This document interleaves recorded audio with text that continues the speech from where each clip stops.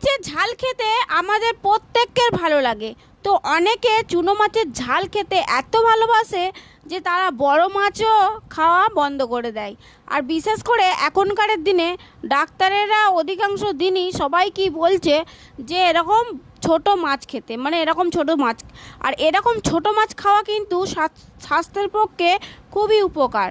সকলকেই এখন সকলেরই শরীরের প্রবলেম আছে, কিছু না কিছু প্রবলেম আছে, যার জন্য সকলকেই ডাক্তারে এরকম চুনো মাছ খেতে বলে।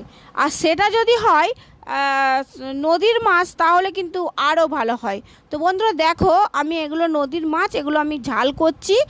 আর দারুণ পুরো জমে যাবে, দারুণ টেস্ট হবে। একটু টমেটম দিলে আরও ভালো হয়, তো আজকে টমেটম ছিল না তাই দিইনি।